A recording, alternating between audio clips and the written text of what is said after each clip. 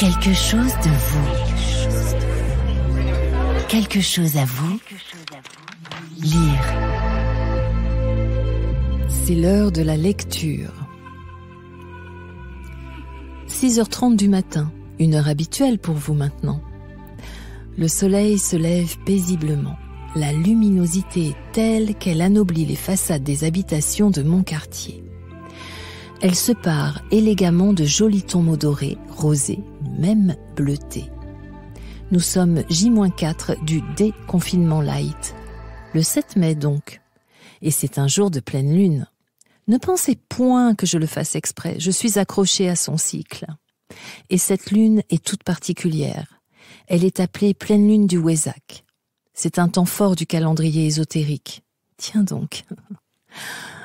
Alors sachez que les énergies bouddhiques et christiques bénissent l'humanité d'amour et de lumière. C'est un beau projet, non ?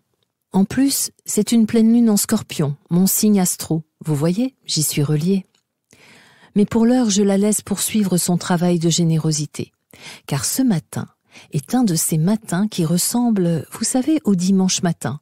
Oui, je sais, vous vous dites, ça y est, qu'est-ce qu'elle raconte ? Nous sommes jeudi.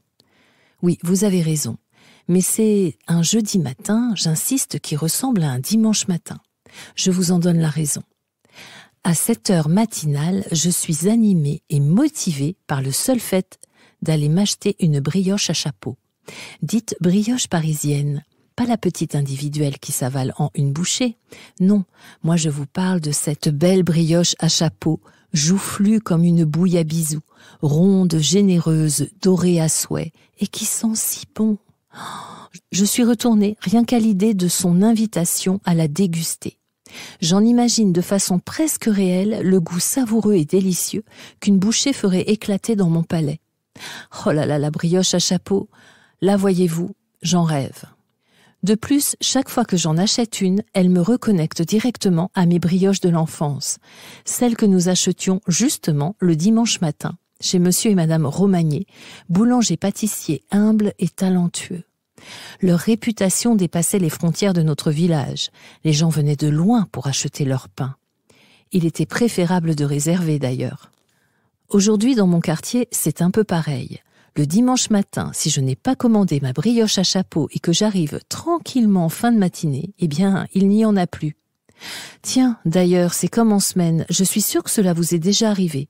Si vous avez envie d'un super goûter et que vous passez votre nez vers 16h, 16h30 dans une boulangerie, bien souvent les flancs nature et les chaussons aux pommes sont aux abonnés absents.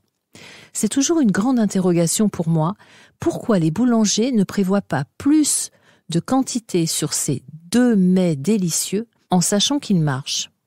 Je ne sais pas. À suivre donc.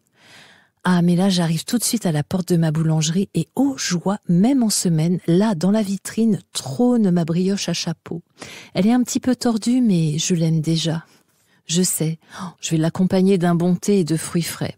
En revenant, je m'arrêterai chez mon fleuriste. Tiens, je lui demanderai un bouquet champêtre.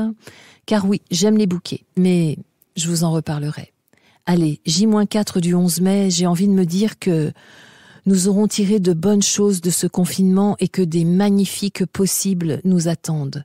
Ils s'appelleront respirer, ouvrir son cœur, sourire, créer, avancer, rêver, oser, continuer, découvrir, donner, réfléchir, inspirer, expirer, partager, vivre, dire je t'aime. Mais il est déjà l'heure de lever l'ancre. Quelque chose de vous prend le large et vous revient vite semaine prochaine en mode déconfiné pour un nouvel épisode. Quoi qu'il en soit, prenez bien soin de vous. Ce virus, c'est pas une blague.